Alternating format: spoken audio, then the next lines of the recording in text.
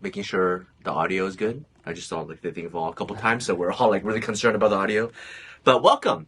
My name is Joseph Tsang, and I'm here in Tsang and Associates in Los Angeles, and I'm ready to take any immigration questions, right? So in these 1 hour segments, what we try to do is the first part, we do the news segment, and then I'll answer questions related to immigration. I'm only taking any question you guys have, but generally, immigration questions. And then we'll do a live filming of a success story news. These are going to be separate videos that we're posting, but we at least do this full live session so you guys can see it's actually how it's done, right? The whole thing, right? From start to finish, from 12 o'clock to 1 o'clock every Thursday. Now, the news I want to talk about today is regarding the plan to cancel OPT for international students who are in the United States. So after international students graduate, they can be in the United States for 1 year. And if they are on a STEM major, they could be here on 3 years. Of course, they have to file the extension, but they could be here in 3 years. And then they can leave the United States or they change to a different status. Generally speaking, 200,000 international students receive the OPT and work in the United States. The new USCIS Immigration Director has said that he wants to cancel this program. So I want to talk about that, right? So at the Senate hearing, this guy, Joseph Edler, he's actually a prominent immigration attorney himself before becoming working for the government. He worked as a district USCIS director, and at the Senate hearing, which we watched extensively, he talks about his plans. What's puzzling to me is the fact that he spent a lot of Senate hearing talking about the problem at the border, the parole into the United States, the backlog with immigration court. But those two agencies are not the agency that he is running for and now he is elected to serve. Now, albeit, the questions asked to him were by the Republican senators and people in Congress, asking him about his position on those. So it's not really his agency, but his comments on the other immigration agencies with ICE, with the border, with the parole, with the backlog at immigration court, it really doesn't really address what he wants to do with USCIS itself. And then the agency that he's running, and arguably the biggest immigration agency of all the agencies, right? ICE, even with all the new funding, doesn't have as many personnel, staff funding as USCIS, doesn't require as many offices compared to USCIS.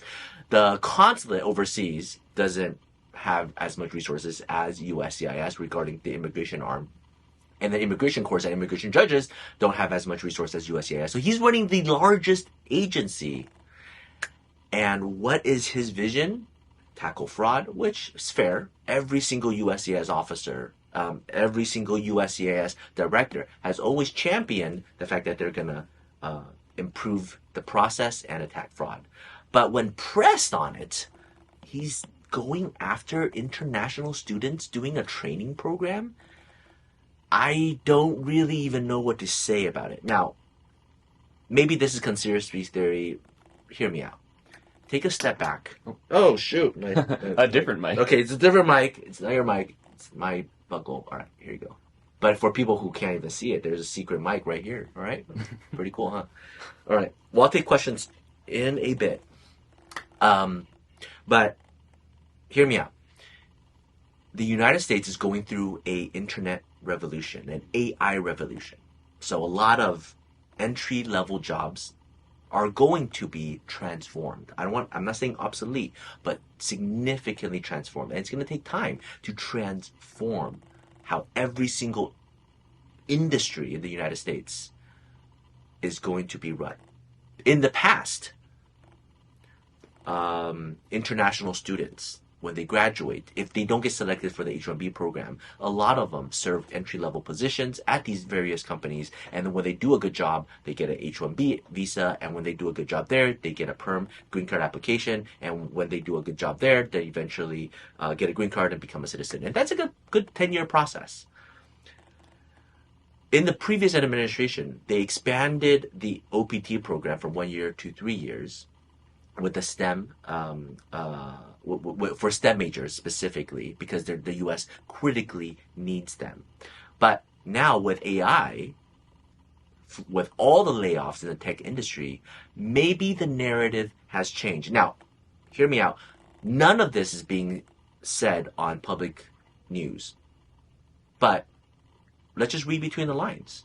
Okay, so H-1B program, the OPT 3-year STEM extension program, predominantly served the tech industry at Silicon Valley, predominantly served the tech industry in the US with artificial intelligence, with ChatGPT, with all these programs able to code and able to do things at record speed such that even senior engineers, software engineers are getting laid off.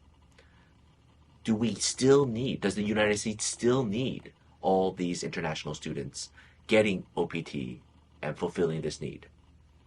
Maybe, maybe not, right? I'm just presenting the facts to everyone. Now, is it a timing issue? I mean, because in front of the camera, what the official line is saying, OPT was never meant to do what it's doing now. It was supposed to be people, it's supposed to be an internship. It's a training program. You come to the United States, you get your education, you get your degree, you get your learning, be involved with the U.S. workforce, work for a year, and then if you like it, then the companies petition you. Now, 1 year, some people extend it to 3 years, and people are working with work permits. Now the United States government in 2025 is saying, no, we don't want that anymore. There are way too many people on the H-1B, so that there has to be a lottery such that most people don't even get it after 1 year, after 2 years, after 3 years of lottery. There are just so many people who want to come and apply for H-1B. There's so many people who want to apply for international student visas, come over and then get an OPT afterwards. There are 200, 300,000 international students over the years that are on OPT. That means 200, 3,000 potential jobs that U.S. employers can give to now people with actual work permits. That's the reasoning that's provided. And then from 1 year to 3 years, that's too long. Is it a coincidence with the dawn of the AI revolution in the United States? So I think all in all, what I don't like from what I see in the media, new USCIS Director trying to fix the U.S. Citizenship Immigration Services and is saying that they're just doing a big 180 change on the policy. Prior administration focused a lot on expanding STEM, focused a lot on granting EB2 and IW, people with national interest waivers for people who are STEM majors, for coming over to empower. Now, new USCIS Director, we're going to scale back and completely go the 180 degrees, go the other way. Instead of expanding the 3-year OPT, we're going to cancel it entirely. Whether or not you agree with the prior administration, whether you agree with the current administration, I just don't think that should be the primary focus of these agencies. I think United States, with the pendulum swinging left and right, and it's so bipartisan, and that's not how you run a country where the directive of these agencies can completely switch too far. Because who is harmed when this happens? Think about the hundreds of thousands of immigration workers for the government, USCIS, CBP, at the consulate. These are career officers that are adjudicating cases day in and day out. All of these individuals suddenly change in presidency and change in narrative and complete swing the other way. And with the buyouts, people having to leave their jobs without adequate training, USCIS is suffering in so many ways. And the workers there are suffering. They're overworked, underpaid, without adequate training, with the leadership retiring early, with not enough people coming in. And while all these changes are happening, there's so many changes that happen every single year with Afghanistan, all the Afghanistan's people coming into the United States, they have to expedite process that. Israel, Ukraine, the list goes on with USCIS having to change their policy and do so many things. And then now with every single change in presidency, before international students can receive OPT, can receive work permit, now later on, they can't. I mean, there's just so many changes that they have to keep up with. I think the job of a USCIS director should be primarily focusing on making USCIS better. Now, maybe that was his speech in front of the Senate to get confirmed. Then that's fine, right? I mean, I understand the game of politics. They have to do what they do.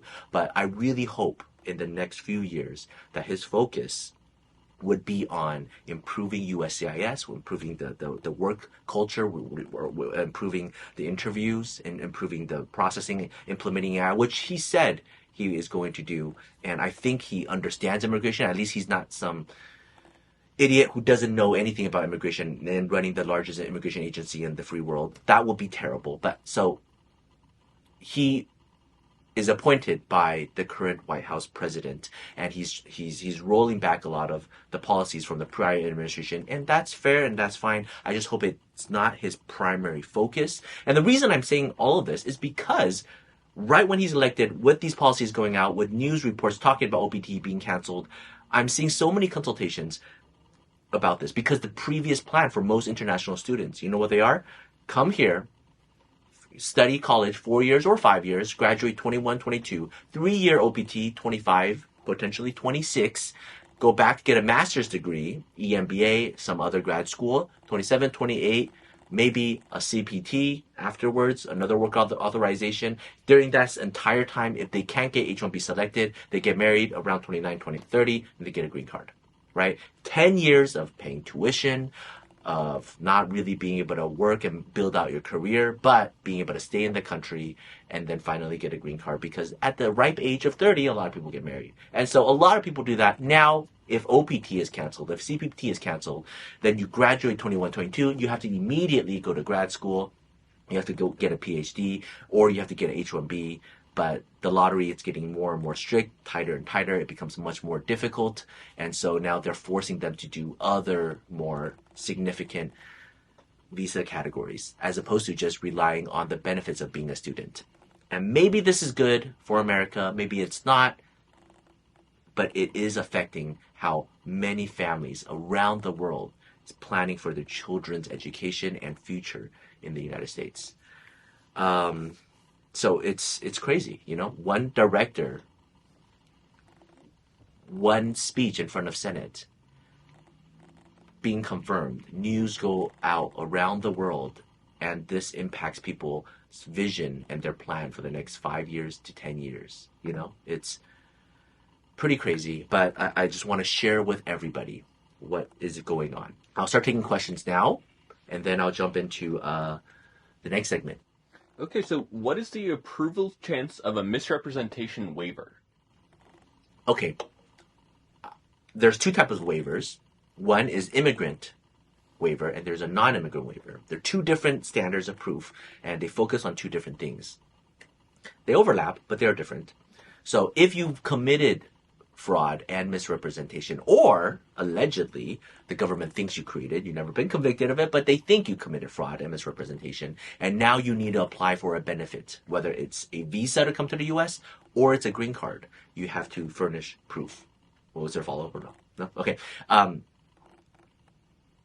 How likely is it to get approved? Well, if you can meet the requirements. Waivers are getting approved on a daily basis. There are thousands of them probably across the country that gets filed and gets approved. Depends on exactly the weight, right? How bad was your misrepresentation, and how important are you to the United States? How important are you to your U.S. citizen spouse, to your parents? Do they depend on you? Are the people going to suffer? Are people going to die without you? Right? Some fraud and misrepresentation, pretty severe. Marriage fraud, almost inexcusable, impermissible, not going to be able to be approved no matter what. You had a typo on a form, and then, you know, you are a senior executive in the United States, right? Your waiver will probably be approved. So really take a good look at your case and prepare a good explanation. and prepare well, right? Talk to your friends, talk to your family, talk to us, talk to anybody, but really build out your case, because when you file, the wait time is extremely long. It's not like a 10-minute review process, and it's not like a lengthy 1-hour discussion. You prepare your case, you give it, and somebody that you've never seen before in some dark room is reviewing your case, and they decide the fate of your future. So prepare your case well. Someone says, I already applied for STEM OPT. What should I do now?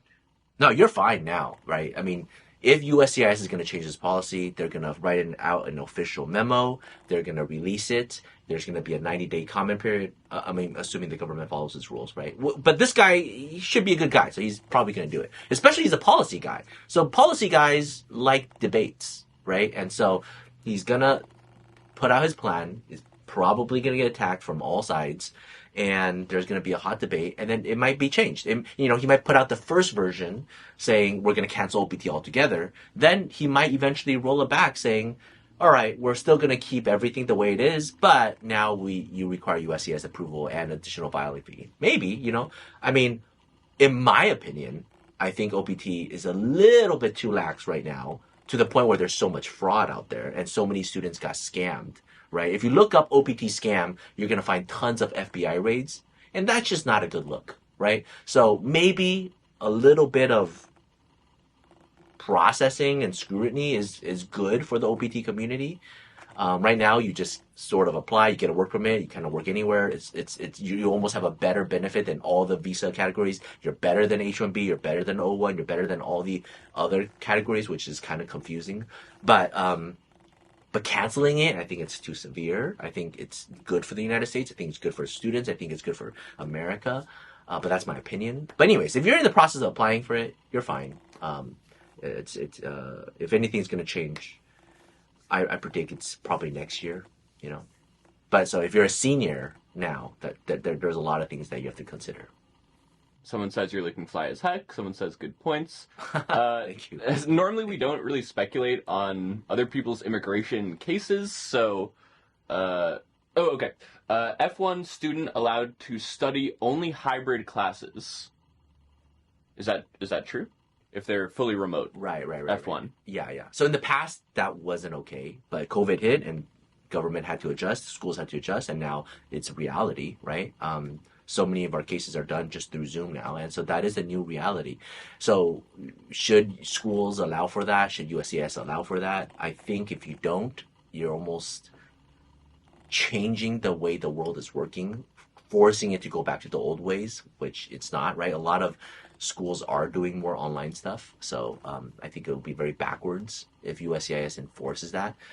Even H-1B, it's like slowly pulling their teeth. Like, yes, people don't necessarily go to the physical office and work. If they do go, there's nobody there. So the immigration is forcing companies to operate a certain way just to comply with very traditional, old school immigration law, right?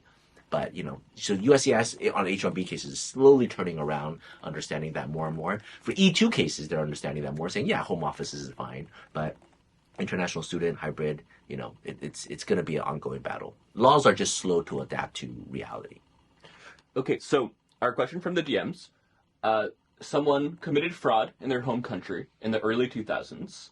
They listed this on their AOS application, and in the interview, they talked about it. They got a clearance letter from their home country, which they gave to the immigration officer, and they got their 10-year green card about 10 years ago. Totally law-abiding, no crime since. Now, next year, they need to renew their green card. Will their fraud, which they disclosed in their initial green card, cause issues? That's the first part. I'll be very surprised if an I-90 green card renewal would be challenged and will be challenging something that happened over 10 plus years ago on something that you disclosed. I don't think even the file might not even have been scanned. And so I think the green card renewal will be fine. Typically, I-90 renewals, they focus on the past 5 years, right? They really focus in on the past 5 years if there's any wrongdoing. Because, again, cancellation or removal, right? If they did find something, oh no, this was a terrible, terrible mistake. You shouldn't have gotten a green card 10 years ago. You go to court and you can say, well, you made a mistake, but I got a green card for 10 years, and now please give me a new green card under cancellation removal 42A, and you can win it again. So that's why in green card renewals, they really only focus on the past 5 years, because if they did find something in the past 5 years and they don't renew it and then put you in ICE detention and then go to immigration court, you might not be able to win it back, right? And so the government is not dumb to, try to hurt themselves, arguably. So follow-up question. Can I travel without being detained when I re-enter the U.S.? Most likely fine, unless it's a drug offense, right? Now, it's a misrepresentation offense 10 plus years ago on a form. And in this case, it wasn't even misrepresentation. It was fraud in their home country, which they disclosed. Right. Yeah, so most likely fine, unless you're on FBI Interpol list, right? If you're still there after the 10 years, well, CBP is going to see that and then probably pull you in. But yeah, if it's if you're not on any of the lists, if it's just a USCIS record, it's not going to transfer over to CBP. So someone says, I just got my perm approved on EB3 and did a premium processing on I-140. How long do you think adjustment of status will take? If you just did a premium processing on your I-140 and you get that approved, there's probably a priority date backlog for you, so you cannot file 45 yet. So once your I-140 gets approved, then you wait for your priority date. It depends on which country you're from. And then if it's current, then you file 45. And the 45 processing time right now, we're always saying give it about 9 months. So wait until priority date becomes current, then file 45, then wait the 9 months. For some people, like if you're from India, the priority date might have to wait like 5 years, before you can even file the 45. We sent evidence twice to USCIS, but we got denied because USCIS didn't receive the evidence we submitted. How does that work? This is exactly what I'm talking about, how USCIS, a lot of systems are broken. But what you should do is go back to USCIS, whether it's at the info pass, if it's a USCIS field office, if you're filing like N400 and stuff like that, or if you're filing to the service center, like I-140, I-130s, you don't get to actually interact with people. If you send stuff there and they didn't receive it, then you do a motion to reopen. So you pay a fee, there's a 290B form, you submitted proof that you've sent it, that they didn't receive it, and basically it goes back to that same officer and it goes back to their supervisor. They'll reopen the case and then they'll start processing it at that time, right? We've done plenty of these, so look it up, 290B, motion to reopen. We sent it, you didn't receive it, it's not my fault, we assume it's not your fault. Let's all blame it on FedEx, let's all blame it on USPS, but we sent it, so please don't deny my case, reopen it again, and take a hard, good look at what we submitted. They may still deny you because you don't qualify, but at least they cannot deny it because they didn't receive it. Is there a big risk traveling with advanced parole while adjusting status from F1 to a marriage-based green card? Is there a big risk? Well, let's define this big, right? So let's assume you leave, and then your 45 application gets denied. Well, then your advanced parole is automatically denied and you can't get back in. If you can't get back in, if all your other visas are expired, now you need to go to the consulate to get a new visa to come in. If you can't get another visa to come back in, then you cannot come back in. Hard stop, right? So that is one big risk. Second risk, 45 is still pending. You fly back to the United States on your advanced parole. CBP questions you, pulls you into secondary, starts looking at documents, and has a reasonable suspicion that your case is problematic. They have the authority to confiscate and, cancel things, right? For example, they suspect you are deportable. So just look up deportable grounds. So if you violated any status on your as an international student, you worked as an Uber driver when you shouldn't have, right? They look at the Uber delivery app, boom, you're a driver. Game over for you, right? You're deportable in that sense. So if they suspect anything, even if you have adjustment status application, they could totally stop you. Let's say they look at your application, they look at your photos, you say you're married to a U.S. citizen, you say you're married to this military official, adjustment status is pending, they start looking at it, they see a lot of things that they shouldn't have seen, and it clearly disproves your application. They can stop you there. In general, you should be fine. right? You have the right to travel. You got the advance parole. If it's a 1 week vacation, you should be fine. But under all of these terrible scenarios, which we have all seen, you're taking that risk. Okay, so in the interview for I-485, the officer didn't know about 245I. It's been 4 months, no answer. Don't blame the officer. The USCIS is an agency, are on a hiring ramp, trying to hire people. The process is long, lack of training. It's an extremely hard job. Not a lot of people know about 45I. Not a lot of officers know about CSPA. Not a lot of officers know a lot of things because there's just too many things to learn. Give it time and let them adjudicate. If it takes 6 months, 8 months, 9 months, and it's way beyond processing time, then it's when you do congressional inquiry or you do a mandamus action as a last resort to force them to adjudicate. Is it safe for asylum-based green card holders to travel abroad? I don't do asylum, so I can't really answer that question.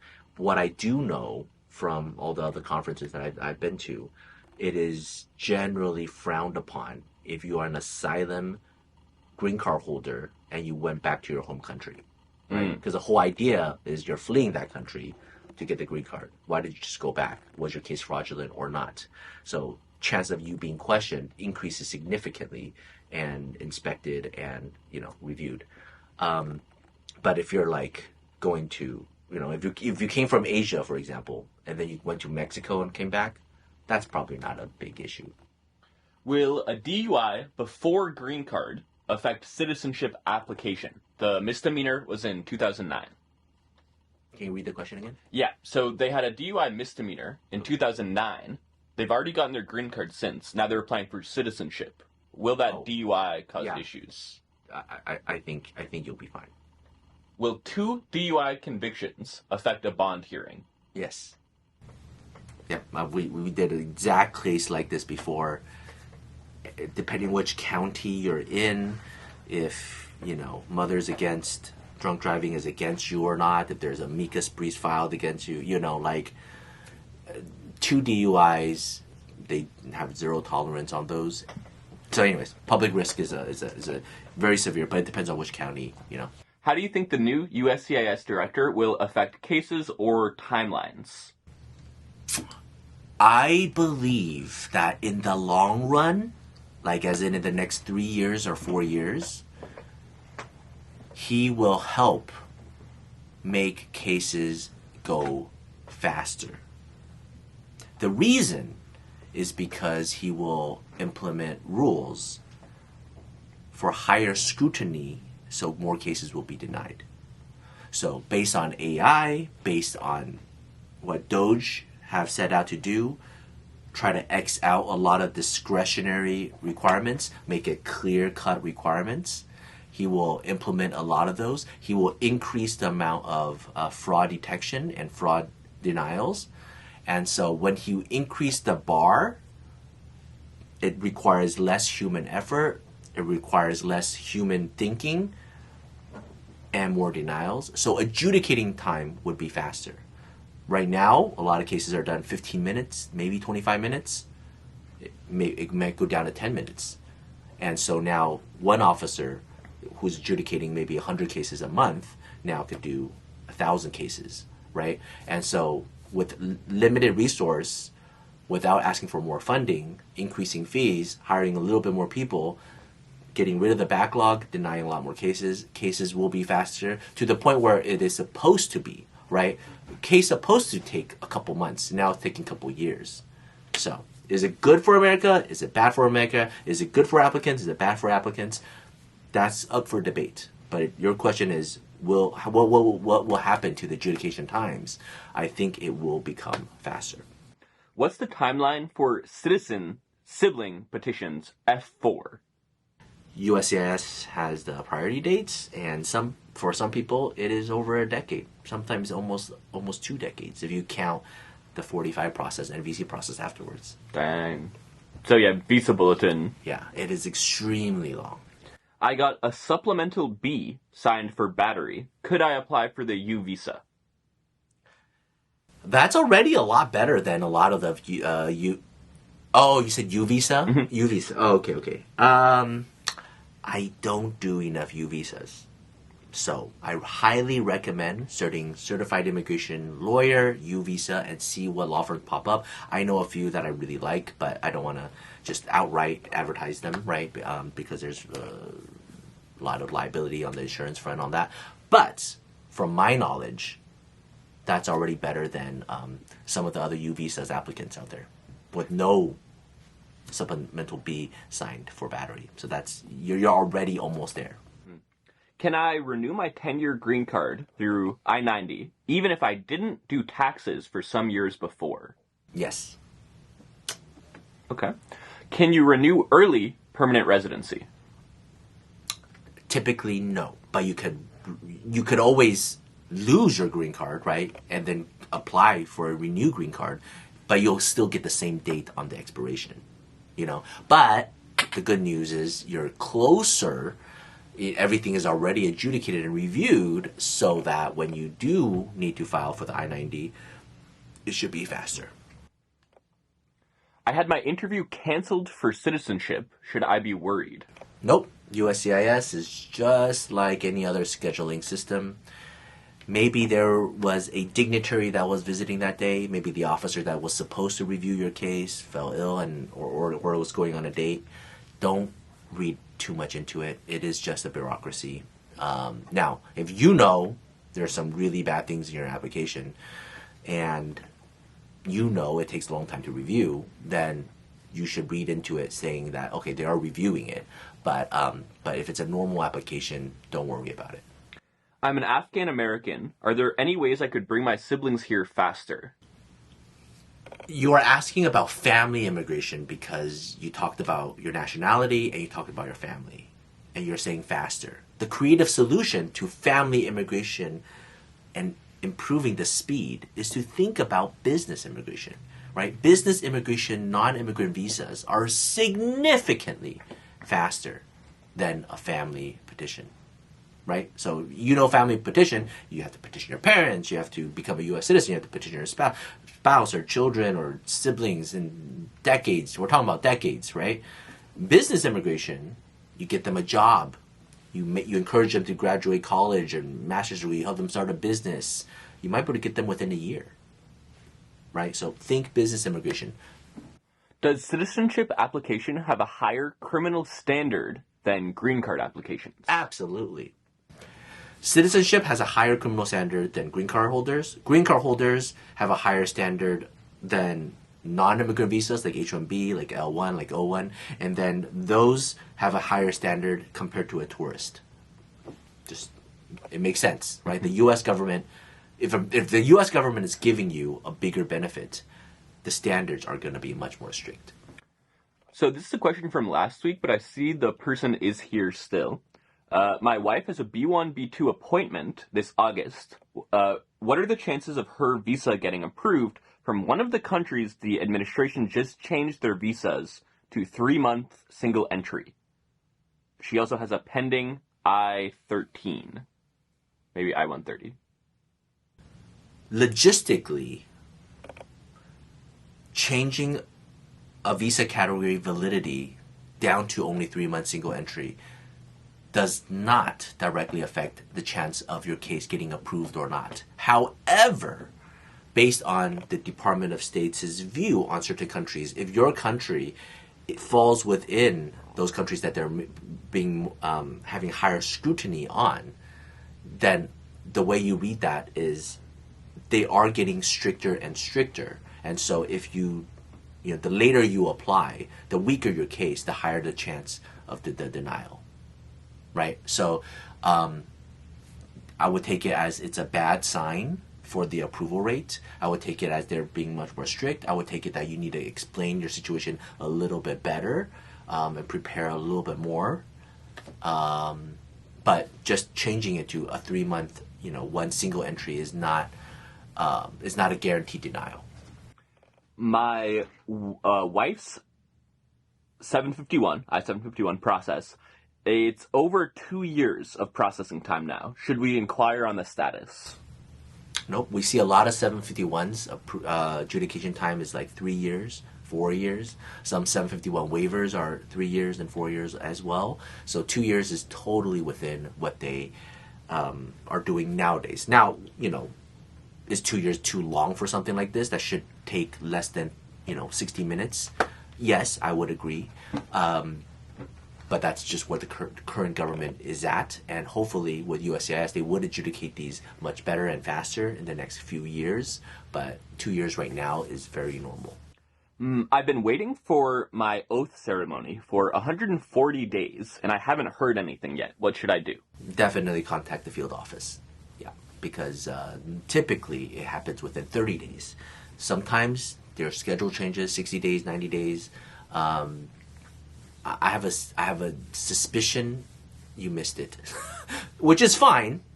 Just just be on the bandwagon for the next one. But if you missed it, you don't inquire. They don't know you missed it. Then you just never go, and suddenly you're never a citizen. That would be terrible. How can I petition for my family? Can I do it online? No, you cannot apply online yet. USCIS is trying to roll out the online application. What you can do is go on USCIS and look at the family petition requirements. They have the forms, they have the instructions, they have the checklist, they have the requirements, they have it in all the different languages. They try to make it as simple as possible. I would recommend read through everything first. It'll take you about 2-3 hours. We have interns do it all the time, so I know exactly how long it takes that they should be reading. Read through all of that, and then ask ChatGPT to give you some guidance. And then once you go through all of that, you should be in a very good place to go ahead and get started. If you still have questions or if you're still really concerned, then contact a professional. I had my green card, but didn't renew before it expired. Will I get penalized for not renewing it earlier? No. I'm 4 months before my 10-year green card expires. Can I submit my I-90? Yeah, you could submit. Okay. And then can you sum up your answer to the U visa with a supplemental B for battery? What do you think? I think you should talk to somebody who is really good at U visas. U visa, a lot of people do it that I don't think they should be doing it. A lot of people do U visas. I don't want to say anything. I just think you should find a really good professional on the U visas. Good answer. Right? Because it's a long process, right? It might be a decade long, and if it's not approved, you might be immediately kicked out. And if you already got a 7B, you're like so close, right? So if you're just at the last step, you really find a good professional that can really help you cross that finish line. Even if you're just paying for a consultation, right? But helping them to like really finalize the case and then file it. Do you think the process of getting siblings their citizenship would be different if the sibling is a minor versus an adult? Is the process different if your sibling and you are a U.S. citizen, if your sibling is a minor or adult? The process is the exact same as far as the forms, as far as the interviews. The main difference is if the child is really young, then their interview experience will be a little bit different because the officer will treat them a little bit differently. You know, if they're under 14, they don't even do biometrics, right? So they're a little bit slight difference, but, 95% is going to be the same. Can we file a marriage case if the spouse have different state ID, but they live together? Yeah. You can even have different state IDs and don't live together, and you can still file marriage petition. You have a higher burden of proof to prove your marriage is real, but we have done that, right? Somebody lives in Texas, somebody lives in California, somebody lives in New York, they live in California. Their professions, their life, they're just living in different places. But that doesn't mean their marriage is not real, but you do have to prove, well, how are you making your marriage work, right? So in terms of process with the sibling citizenship, it's not a big difference, minor versus adult? Right, it's not so the forms are the same, the interview is the same, the steps are the same, the documents required is the same, the fees are the same. I'm on probation due to driving without insurance. Will that affect my marriage-based green card? not entirely on the crime of moral turpitude front, but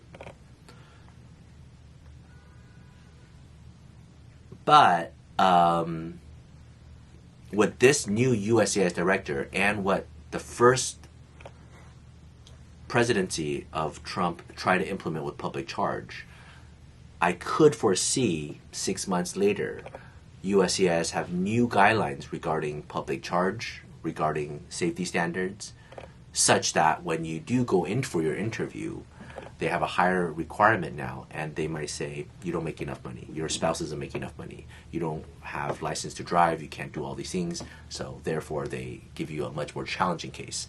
I would still recommend filing the case. I just would recommend preparing a little bit more right now, right? Because you can't predict what the new policy will be like 6 months from now. So just kind of reading the room, reading everything. Okay, public charge might be an issue, crime of moral turpitude, good moral character. How can I beef up my resume? How can I beef up my application so that I can overcome any officer, right? Do I need to have a joint bank account if I'm getting sponsored by my spouse? Nope. People manages their finances completely differently. I did the case for 2 monks. They don't even have a bank account. It's all cash. They live in a temple, you know? Someone on the... I believe this is for the haven't heard back from the oath ceremony in 140 days. Yep. USCIS said they're just waiting for an officer. They did contact USCIS. Oh, okay. USCIS said they're just waiting for an officer. Okay. Should I contact a congressman? Yeah. 140 days waiting for oath ceremony, that is kind of ridiculous. I mean, again, 60 days, 90 days is what I've heard. But 140 days? That's really long. Follow up on the sibling citizenship. I thought there was an exception for Afghan families in terms of fees as an Afghan American. There might be. I don't do a lot of Afghan cases, so might be exceptions for certain people, certain places. Totally might be true.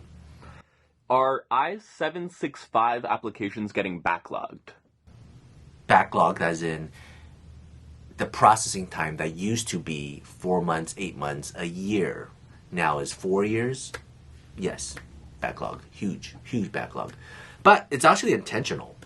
I talk with a lot of officers. You know, there are a lot of things that are backlogged, like work permits taking, 15 months when it should take 3 months. That is unintentional. That is straight up due to because of true backlog. And for 100 applications that should take, again, 6 months, 4 months, taking over a year and a half, that is unintentional backlog. There's a lot of congressional pressure on a lot of applications to make things faster. But 751 waiver from 1 year to 3 years to 4 years, I want to say maybe part of it is due to true backlog. They don't have enough resources, so they prioritize all the other things. But there are officers that said it is actually totally fine for 751 to adjudicate for this long, because what better test of a real marriage than just let time go by. So anyways, there is that thinking. Whether you agree with it or not is a different story. I am married, but my husband doesn't want to adjust my status. What should I do? Can I apply myself? If you're talking about the 485, you can apply for yourself. If you're talking about the I-130, you cannot apply yourself. He needs to apply the I-130 for you. Once you get that approval, then you apply the 485. Now, with that being said, you really should have a solid talk with him, because if he's not willing to adjust you, maybe there's something in his record. Maybe he can't adjust you. Look up the Adam Walsh Act. That's all I'm going to say. That's all I'm going to say. Just look up Adam Walsh Act, I-130, or family petition, and you might find some scary things. Can they apply 751 waiver while married if they don't have their husband? If they don't even have an I-130, they cannot do the 45. So if the husband already did I-130 and it's approved, and the husband doesn't want to do the 45, then the applicant could do the 45 themselves. But yeah. I have 2 applications with 2 different days of entry on them. It was an honest mistake. What should I do? Prepare an addendum, clarify the entry, and then either file the addendum or bring it to the interview or whatever the next possibility is. Put that on your record, because it is always on your record, and entry dates are pretty important. Unless, well, I guess it's only super important if you need to file a 601 waiver. So if you don't need to file a 601 waiver, your entry date is not that important. If you're filing for N400, you don't matter, then it might not be fine. But certain cases, this becomes a deal breaker, right? So you should probably talk to a professional to see if that is a deal breaker for you. Maybe it's not. Maybe maybe your case is so fine that that your entry date doesn't matter. But yeah, for some cases it does. Okay, and our last question, I'm sorry we couldn't get to everyone's. Are they ending OPT? They said they want to. My take is that they will curtail it, make it stricter. It is very hard for me to believe that the agency is going to completely 100% just end OPT on the spot. Because that has been so part of the United States process for the last like 50 years. If it does completely end it, my theory is that right after they end it, they're going to create another visa program that they can regulate, that it will supplement the OPT or replace the OPT, but it will be something new and different. Maybe fulfilling President Trump's campaign promise that if you graduate college, you could get a green card. So maybe they're canceling the OPT and then creating a new program. But that will take congressional approval. But that's my take on it.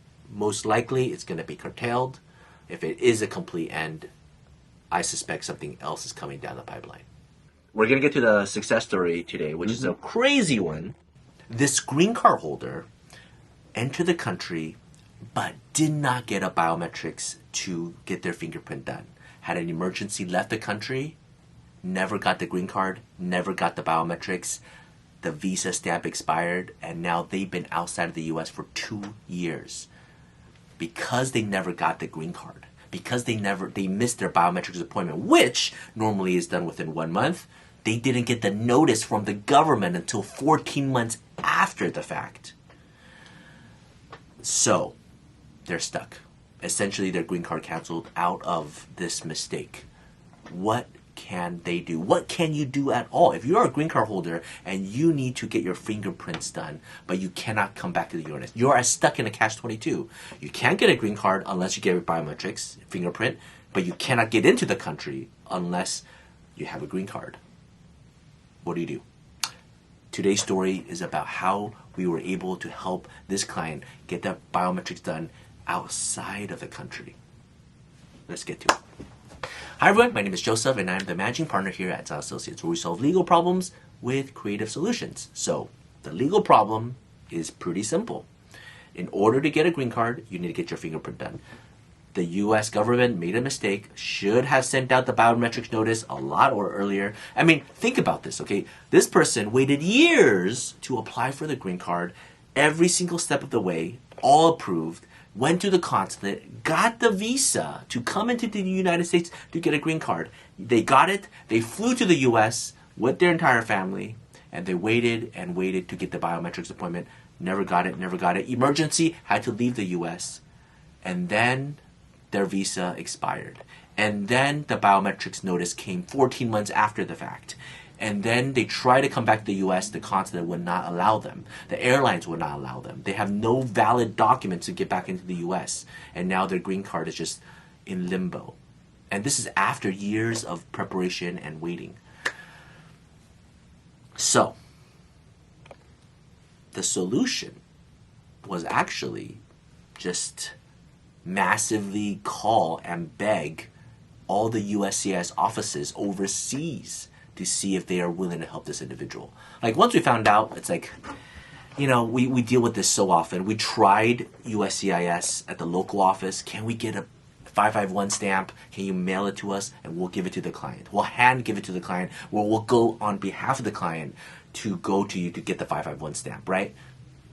Because if we could get the 551 stamp, then the client can come back with the 551 stamp and then do the biometrics and then get the green card. That path didn't work. All right, so field offices don't work.